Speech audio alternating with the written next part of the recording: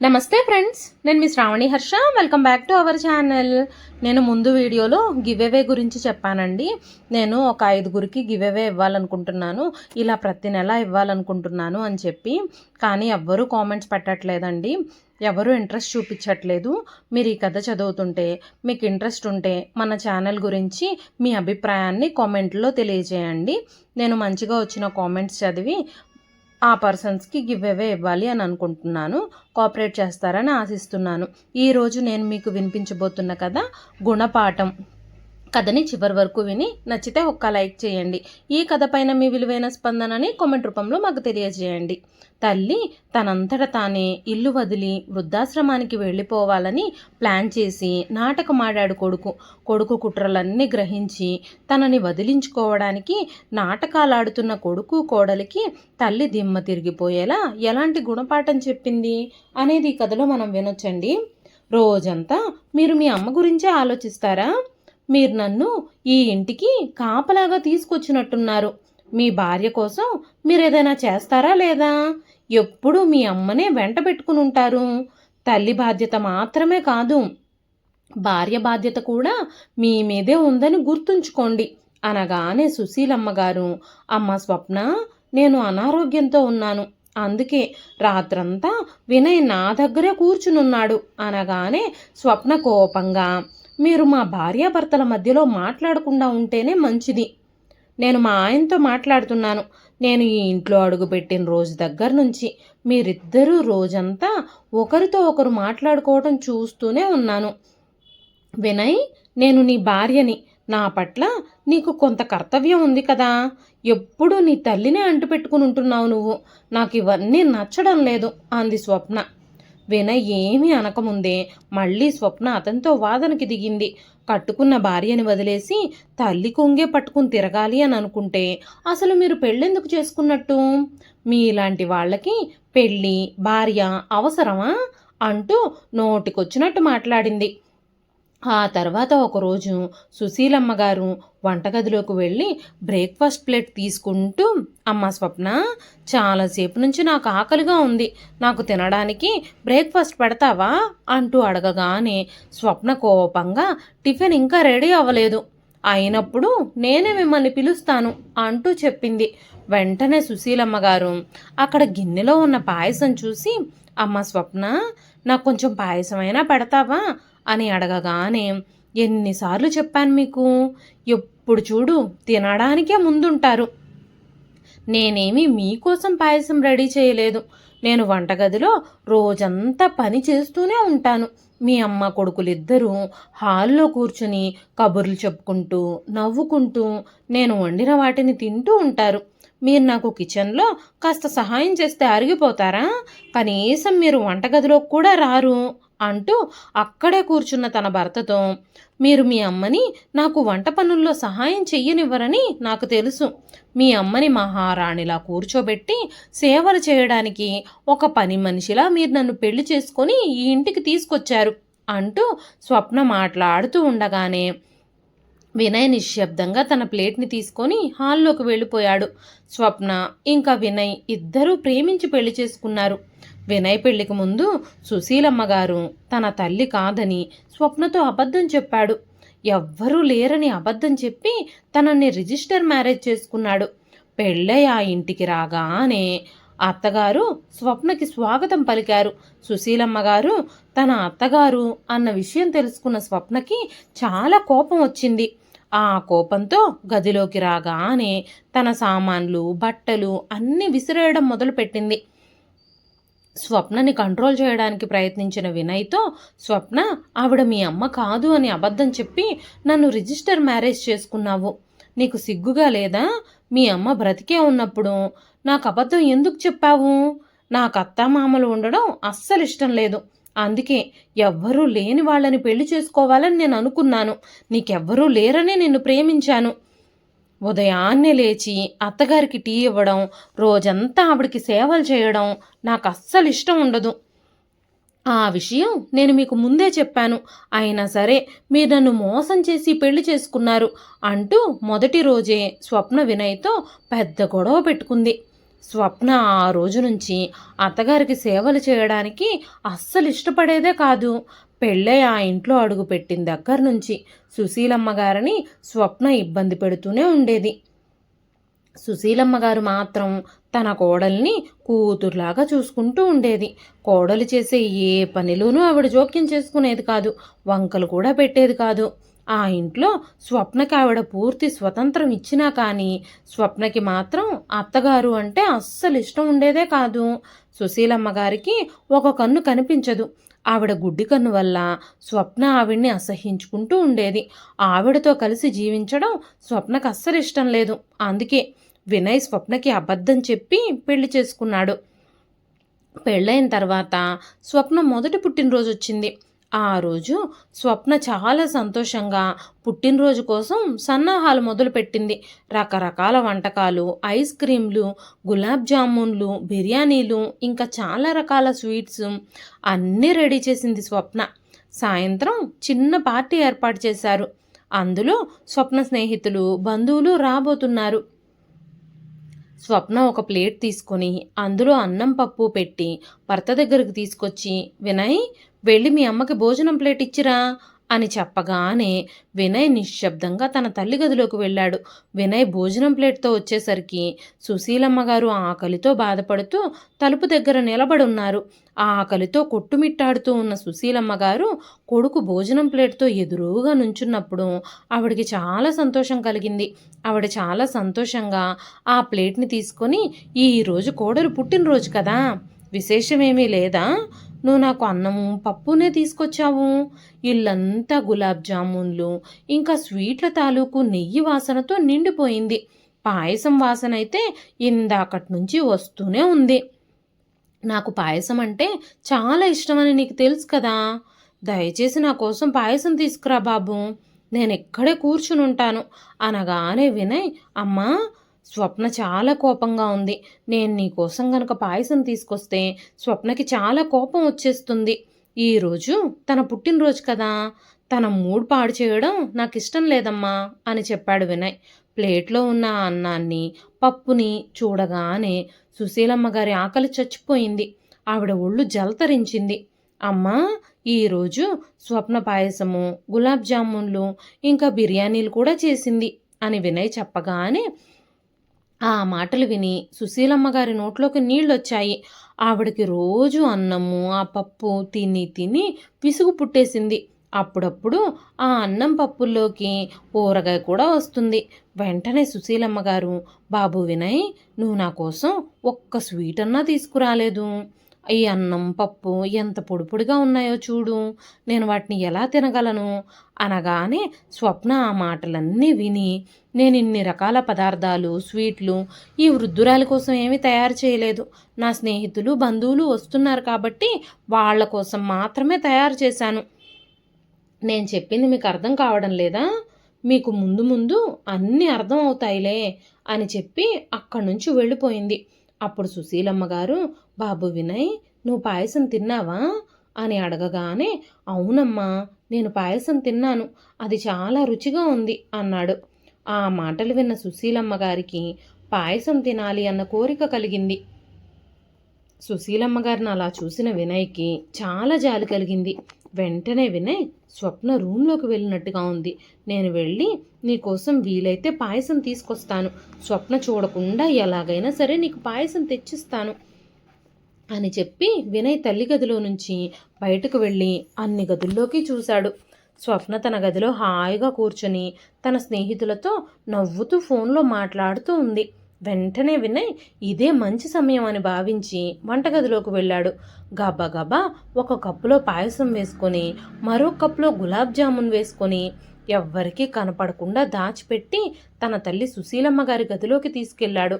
ఆ కప్పులో ఉన్న పాయసము గులాబ్ జామున్ని చూడగానే సుశీలమ్మ గారి కళ్ళు ఆనందంతో మెరిశాయి. వెంటనే వినయ్ తన తల్లితో, అమ్మా నిదానంగా తిను, గులాబ్ జామున్ని ఒక్కసారిగా తినేస్తే నీ గొంతులో ఇరుక్కుపోతుంది, జాగ్రత్తగా తిను అంటూ చెప్పాడు.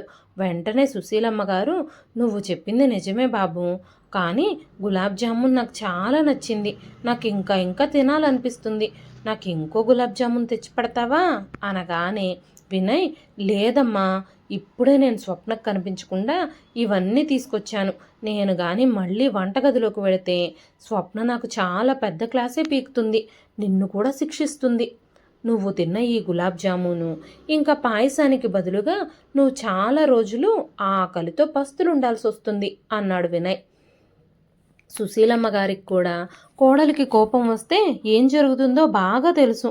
స్వప్నకి కోపం వస్తే సుశీలమ్మ గారిని ఒక గదిలో బంధించేసి ఉంచేది. తనకి భోజనం కూడా పెట్టేది కాదు. ఆ విషయాలన్నీ సుశీలమ్మ గారు గుర్తు చేసుకున్నారు. వెంటనే వినయ్, అమ్మా, ఇక నేను వెళతాను. సాయంత్రం పార్టీ ఉంది కదా, పార్టీ అయిపోయాక ఏమన్నా మిగిలితే నేను నీకోసం తెచ్చిస్తాను అని చెప్పి వినయ్ తన గదిలోకి వెళ్ళిపోయాడు. అప్పుడు స్వప్న, ఆ వృద్ధురాలు భోజనం చేసిందా? మీరావిడికి గులాబ్ జామున్ ఎందుకు తీసుకెళ్ళిచ్చారు అనగానే వినయ్ తడబడుతూ, లేదు లేదు, అమ్మ గులాబ్ జామున్ ఎప్పుడు తింది? నేను అమ్మకి గులాబ్ జామున్ తీసుకెళ్ళివ్వడం నువ్వెప్పుడు చూసావు? అమ్మ నువ్విచ్చిన అన్నం పప్పు మాత్రమే తింది అని చెప్పగానే స్వప్న, నేను 50 గులాబ్ జామున్లు చేశాను. ఇందాక మీరు నాకు ఒక స్వీట్ తినిపించారు, నేను మీకు ఒక స్వీట్ తినిపించాను. ఇంకా అందులో 48 గులాబ్ జామున్లు ఉండాలి. కానీ నేను లెక్క పెట్టి చూశాను, 47 గులాబ్ జామున్లే అక్కడున్నాయి. అందులో ఇంకో గులాబ్ జామున్ ఎక్కడికి పోయింది? మీ అమ్మకి నువ్వు భోజనం తీసుకెళ్ళావు కదా, ఆ గులాబ్ జామున్లు కూడా నువ్వే తనకి తీసుకెళ్ళుంటావు అనగానే, నేను తీసుకెళ్ళలేదు అన్నాడు వినయ్. కాళ్ళు చెగిరిపోయింది ఆ గులాబ్ జామున్ అంది స్వప్న. నువ్వు పొరపాటు పడ్డావు. నీ చేతుల్లో ఎంతో మాయాజాలం ఉంది. నువ్వు గులాబ్ జామున్ ఎంత బాగా చేశావో నేను అస్సలు కంట్రోల్ చేసుకోలేకపోయాను. అందుకే నువ్వు నీ గదిలోకి వెళ్ళిపోయిన తర్వాత నేను ఇంకో గులాబ్ జామున్ తినేశాను.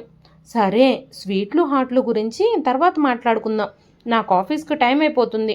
నేను ఆఫీస్కి బయలుదేరుతున్నాను. సాయంత్రం బర్త్డే పార్టీలో కలుద్దాం అని చెప్పి వినయ్ ఆఫీస్కి వెళ్ళిపోయాడు. స్వప్న బంధువులు, స్నేహితులు సాయంత్రానికి అందరూ వచ్చారు. బర్త్డే పార్టీలో నవ్వుల పువ్వులు పూస్తూ ఉన్నాయి. కానీ పాపం సుశీలమ్మ గారు గదిలోనే బందీ అయి ఉండిపోయారు. స్వప్న ఆవిడ్ని గదిలోనే బంధించుంచింది. కానీ ఆవిడికి ఈ శిక్ష ఎందుకు పడింది? ఆవిడ ఏ నేరమూ చేయకుండానే ఎందుకు ఇలాంటి శిక్షల్ని అనుభవిస్తోంది? బహుశా ఆ అత్తగారిగా మారడమే తన జీవితంలో చేసిన పెద్ద నేరమేమో. కానీ ఆవిడ ఆ విషయం తనంతట తానే అర్థం చేసుకోలేకపోతోంది. ఈరోజు ఆమె అత్యంత కఠినమైన దశను ఎదుర్కొంటుంది. సుశీలమ్మ గారు గదిలో ఏడుస్తూ కూర్చున్నారు. స్వప్న మాత్రం తన స్నేహితులతో, బంధువులతో చాలా ఆనందంగా తన పుట్టినరోజును జరుపుకుంటుంది. బంధువులు, స్నేహితులు అందరూ స్వప్నకి పుట్టినరోజు శుభాకాంక్షలు, అభినందనలు చెబుతున్నారు. వినయ్ తన కోసం తీసుకొచ్చిన బహుమతిని ఓపెన్ చేసి స్వప్నకి చూపించాడు.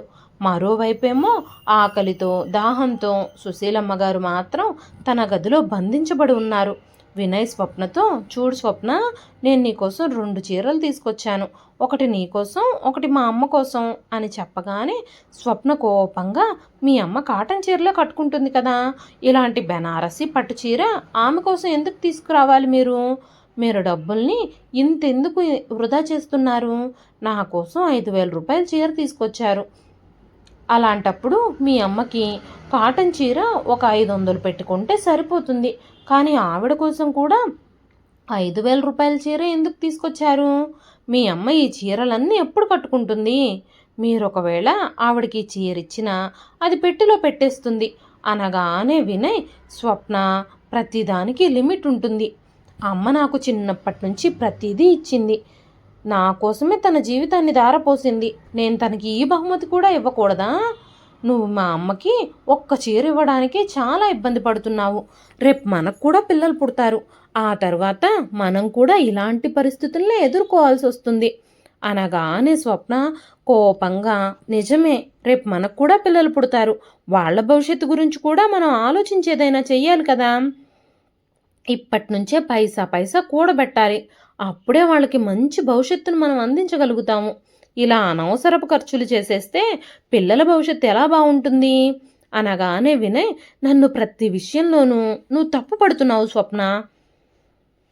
నువ్వు ఎప్పుడూ మా అమ్మ గురించి ఎందుకింత చెడుగా ఆలోచిస్తున్నావు? మా అమ్మ కూడా మీ అమ్మ లాంటిదే కదా అనగానే స్వప్న, మీరు అలా మాట్లాడడానికి వీల్లేదు. నేను ఆవిడ్ని మీ తల్లిగా కూడా పరిగణించను. నాకు ఇంట్లో అత్తగారు ఉండకూడదని నేను మీకు ముందే చెప్పాను.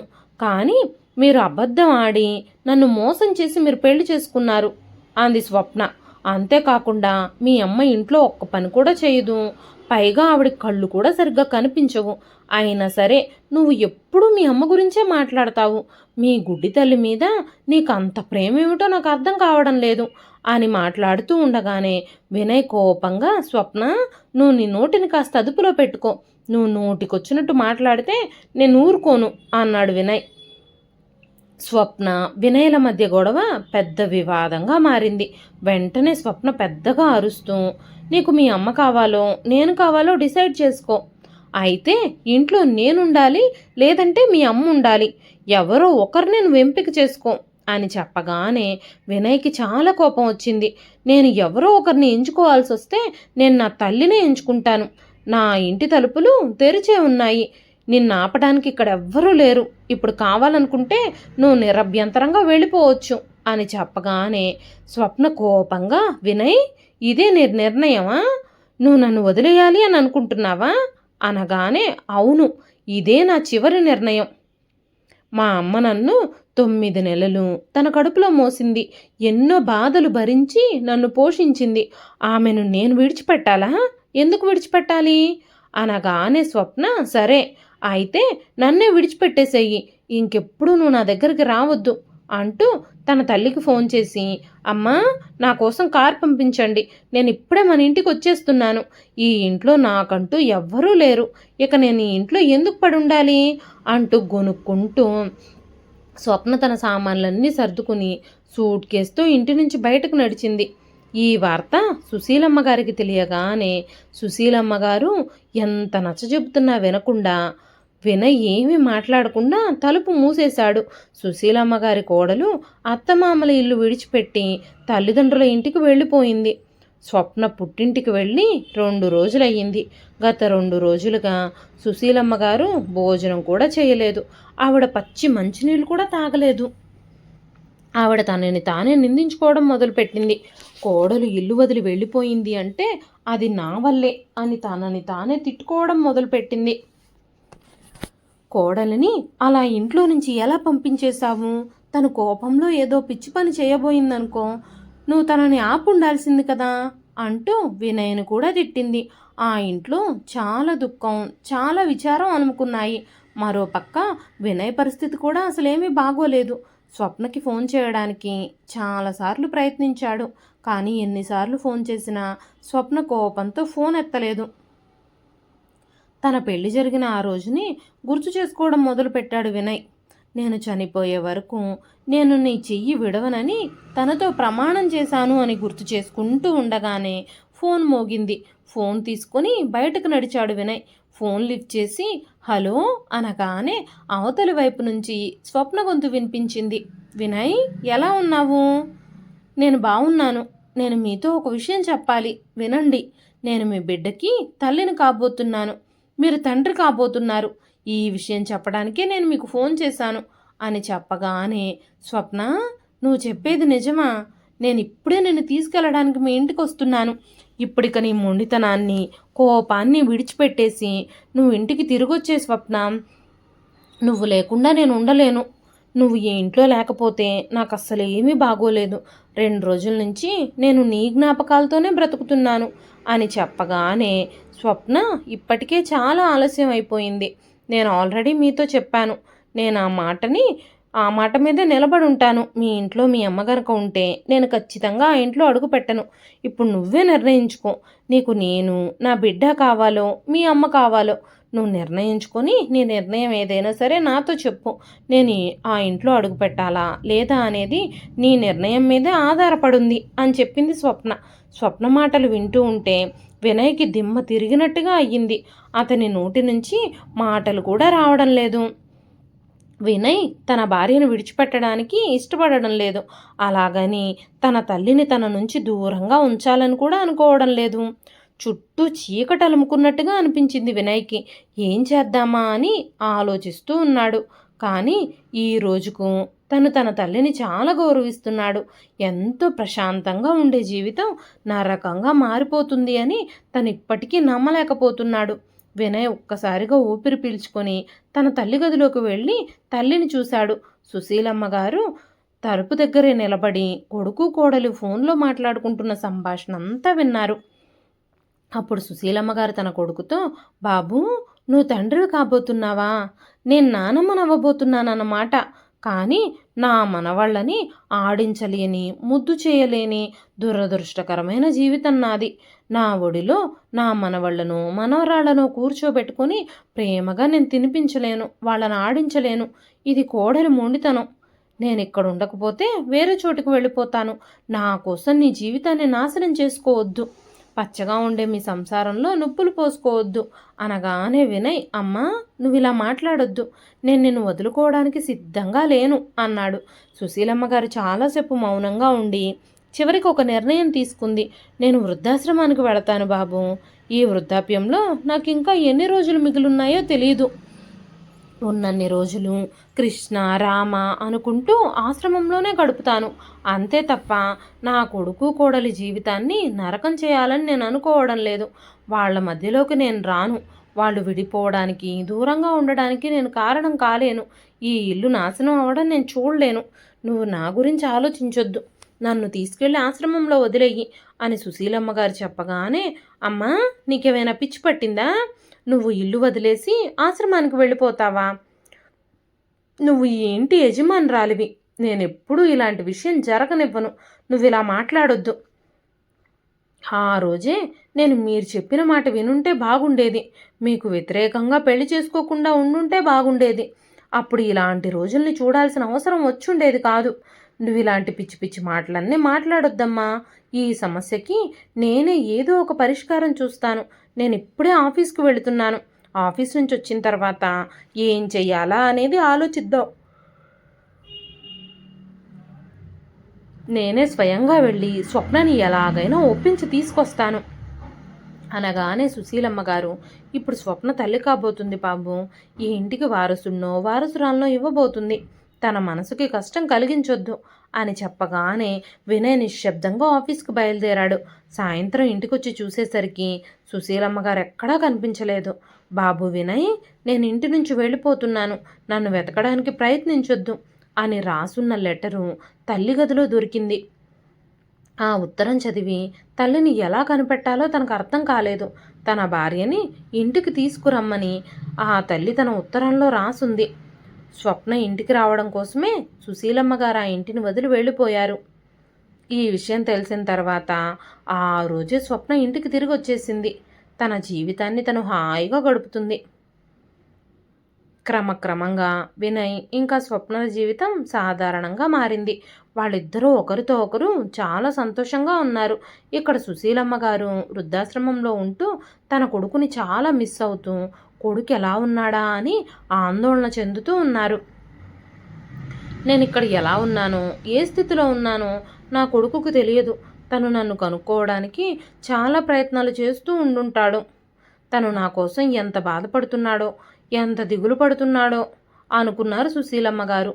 వినయ్ కూడా తల్లి కోసం ప్రయత్నించాడు, కానీ ఆవిడెక్కడుందో కనిపెట్టలేకపోయాడు. ఆ ఆశ్రమంలో ఉన్న చాలామంది సుశీలమ్మ గారితో మాట్లాడడానికి చాలా ప్రయత్నాలు చేసేవారు. కానీ సుశీలమ్మ గారు వారితో ఏమీ మాట్లాడకుండా కిటికీలోంచి చూస్తూ నిశ్శబ్దంగా పడుకునేవారు.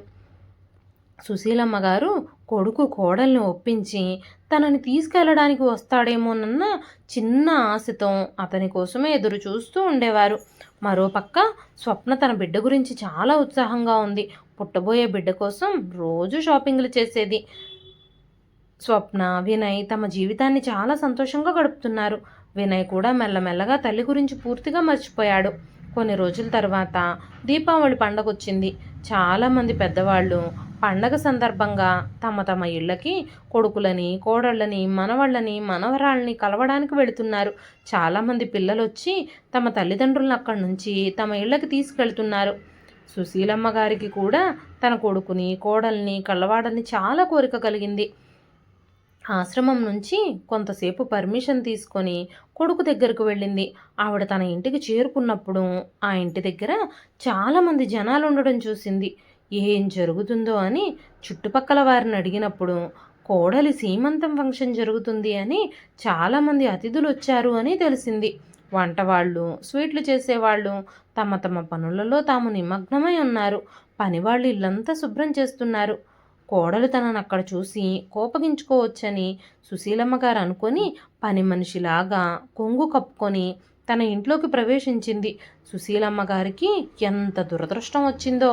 సొంత ఇంట్లోనే మారువేషంలో కొడుకు కోడలి గదిలోకి ప్రవేశించాల్సి వచ్చింది. చీపురు పట్టుకొని దుమ్ము దులపడం ప్రారంభించింది. ఆమె తన విధిని తలుచుకొని కన్నీళ్లు పెట్టుకుంది. ఎంతో సంబరంగా కోడలికి సీమంతం జరిపించి పుట్టబోయే బిడ్డని ఈ లోకంలోకి ఆహ్వానించాల్సిన తను ఈరోజు కొడుకు కోడలికి ఏమీ కాని దానిలాగా ఒక పని మనిషిలాగా ఆ ఇంట్లోకి ప్రవేశించాల్సి వచ్చిందని ఆవిడ చాలా బాధపడింది. కొడుకు కోడల్ని రహస్యంగా చూడాలని వాళ్ళ గది దగ్గరికి వెళ్ళిన సుశీలమ్మ గారికి కొడుకు కోడలు పెద్ద పెద్దగా నవ్వుతూ మాట్లాడుకుంటూ ఉన్న మాటలు విని సుశీలమ్మ గారి కాళ్ళ కింద నేల జారిపోయింది. కొడుకు వినయ్ పెద్దగా నవ్వుతూ భార్య స్వప్నతో మనం ఎంత గొప్ప నాటకం ఆడాము అనగానే స్వప్న అవునవును మీరు చాలా అద్భుతమైన నాటకం ఆడారు. మీ అమ్మకి అసలు ఈ నిజం ఎప్పటికీ తెలియదు. తన కొడుకు తనని ఇంట్లోనే ఉంచుకోవాలి అని అనుకున్నాడని ఆవిడ భావించుంటుంది. నా కొడుకు నా కోడలి కంటే ఎక్కువగా నన్నే ప్రేమిస్తున్నాడు అని ఆమె అనుకుంది అనగానే వినయ్ నేను ఆ వృద్ధురాలి కంటే నా భార్యనే ఎక్కువగా ప్రేమిస్తున్నాను. నేను నా భార్యని హ్యాపీగా ఉండేలా చూసుకోవాలి అని అనుకున్నాను. అందుకే ఇంత పెద్ద నాటకం ఆడాను. అమ్మ మీద ప్రేమ ఉన్నట్టుగా నటిస్తూ అమ్మ తనంతట తానే ఆశ్రమానికి వెళ్ళిపోయేలా చేశాను. చీర విషయంలో కూడా ఎంత పెద్ద డ్రామా క్రియేట్ చేశాను. కావాలనే మా అమ్మకు ఆ చీర తెచ్చానని నీతో చెప్పినట్టు నువ్వు గొడవ పడినట్టు క్రియేట్ చేశాను అని చెప్పి నవ్వుతున్నాడు వినయ్. వెంటనే స్వప్న మీ అమ్మ ఈ ఇంటి నుంచి వెళ్ళిపోయేటప్పుడు మీ అమ్మ పరిస్థితి ఎలా ఉంది అనగానే ఆ విషయాలన్నీ నువ్వు మర్చిపో. ఈరోజు మనం ఆవిడ్ని ఏమీ గుర్తు చేసుకోవాల్సిన అవసరం లేదు. మన సంతోషకరమైన రోజుని ఆవిడ ఆలోచనలతో నువ్వెందుకు వృధా చేస్తున్నావు? నేను నీకోసం నీ సీమంతం కోసం ఎన్ని ఏర్పాట్లు చేయించాను. నీ సీమంతం ఫంక్షన్ని ధూమ్ధామ్గా చేయబోతున్నాను. మన ఇంట్లో ఆ పెద్ద గది ఖాళీగా ఉంది కదా, ఆ గదిలోనే ఫంక్షన్ చేద్దాము. ఆ వృద్ధురాలి ఫోటోను కూడా ఎవ్వరూ చూడకుండా తీసేస్తాను. ఫోటో చూస్తే ఎవరైనా మీ అమ్మ ఎక్కడా అని అడుగుతారు. మా అమ్మ దురదృష్టం గురించి మనం బాధపడాల్సిన అవసరం లేదు. ఆవిడ ముఖాన్ని కూడా మనం చూడాల్సిన అవసరం లేదు అంటూ వినయ్ సుశీలమ్మ గారి ఫోటోని విసిరేసి తన తల్లి అల్మారా తెరిచి అందులో ఉన్న బెనారసి పట్టుచీరని బయటకు తీసి స్వీట్ హార్ట్, నేను ఈ చీరని నీ కోసమే తీసుకొచ్చాను. కానీ నాటకం ఆడడం కోసం ఆ రోజు మా అమ్మకు ఆ చీర ఇచ్చాను. ఇది నీకు చాలా బాగుంటుంది అని చెప్పగానే స్వప్న ఆనందానికి అవధులు లేవు. ఇద్దరూ చాలా సంతోషంగా ఉన్నారు. బయటే నిలబడి ఈ మాటలన్నీ వింటున్న సుశీలమ్మ గారు కొడుకు నీచమైన ప్రవర్తనకి ఆశ్చర్యపోయారు. ఆ మాటలు వింటూ ఉంటే సుశీలమ్మ గారికి గుండె పగిలినంత పని అయింది. ఈ కొడుకు కోసమే నేను నా జీవితాన్ని త్యాగం చేశానా? ఈ కొడుకు సంతోషం కోసమే నేను నా సొంత ఇంటిని విడిచిపెట్టి ఆశ్రమానికి వెళ్ళిపోయానా? ఇలాంటి కొడుకు కోసమే నేను రోజు ఇన్ని కన్నీళ్లు పెట్టుకుంటున్నానా? నా కొడుకుని జ్ఞాపకం చేసుకుంటూ నా జీవితాన్ని దుఃఖంతో గడుపుతున్నానా? కానీ ఇక్కడ నా కొడుకు కోడలు నన్ను వదిలించుకున్నందుకు చాలా సంతోషంగా ఉన్నారు. ఎంత నాటకం ఆడాడు నా కొడుకు, నా మీద ఎంత ప్రేమ వలకబోసాడు అనుకుంటూ ఆవేదన వ్యక్తం చేశారు ఆవిడ. నా కొడుకు నా కోసమే ఆలోచిస్తున్నాడని, నన్ను చాలా ప్రేమిస్తున్నాడని నేను అనుకున్నాను. కానీ అతను తన భార్యతో చాలా సంతోషంగా జీవిస్తున్నాడు. నేను మాత్రం ఆశ్రమంలో ఏడ్చుకుంటూ నా జీవితాన్ని గడిపేస్తున్నాను. అలాంటి కొడుకు కోసం నేను కన్నీళ్లు పెట్టుకుంటున్నాను. నా కొడుకు గురించి ఇప్పటికైనా నిజం తెలియడం నాకు మంచిదే అయ్యింది. ఆ దేవుడు నాకు మంచే చేశాడు. నా కొడుకు కోడల నిజస్వరూపాన్ని నాకు చూపించాడు అనుకుంటూ ఉండగానే స్వప్న సుశీలమ్మ గారి దగ్గరకు వచ్చి, ఇదిగో పెద్దావిడ విను, ఈ ఫోటోని ఇక్కడి నుంచి తీసేయి అంటూ చెప్పింది. ఈ ఫోటోని ముందు తీసుకెళ్లి డస్ట్బిన్లో వేసేసేయి, ఆ తర్వాత ఆ గదంతా శుభ్రం చేసేసేయి అని చెప్పింది. సుశీలమ్మ గారు ముసుగు వేసుకుని ఉండడం వల్ల స్వప్న ఆవిడ్ని చూడలేకపోయింది. సుశీలమ్మ గారు ఆ ఫోటోని డస్ట్బిన్ దగ్గర పెట్టేసి తన కొడుకు కోడల్ని తన హృదయాల నుంచి శాశ్వతంగా తరిమి కొట్టింది. జీతం డబ్బులు తీసుకున్న తర్వాత సుశీలమ్మ గారు ఆ ఇంటిని విడిచిపెట్టి ఆశ్రమానికి చేరుకున్నారు. ఆ రోజు సుశీలమ్మ గారు చాలా సంతోషంగా కిలకిలలాడుతూ ఉండడం చూసి ఆశ్రమంలో ఉన్న వాళ్ళందరూ ఆశ్చర్యపోయారు. ఆవిడ మారుతున్న ప్రవర్తన చాలా బాగుంది. ఆవిడ అందరితో చాలా సంతోషంగా గడపడం మొదలుపెట్టారు. అందరి కష్టసుఖాలు పంచుకుంటూ, ఎవరికైనా ఏదైనా సహాయం కావాలి అంటే చేస్తూ, తన కొడుకుని కోడల్ని పూర్తిగా మరిచిపోయి తన జీవితాన్ని సంతోషంగా గడుపుతున్నారు. మరోవైపు స్వప్న ఇంకా వినయ్లు తమ భవిష్యత్తు కోసం సిద్ధమవుతున్నారు. తమకు పిల్లలు పుట్టబోతున్నారు అన్న ఆనందంలో చాలా మంచి పార్టీ ఇచ్చారు అందరికీ. వాళ్ళు చాలా ఆనందంగా సరదాగా ఉన్నారు. సమయం గడిచిపోయింది. 9 నెలలు నిండిపోయి స్వప్నకి డెలివరీ టైం వచ్చింది. కానీ తామొకటి తలిస్తే విధి మరోటి తలిచింది.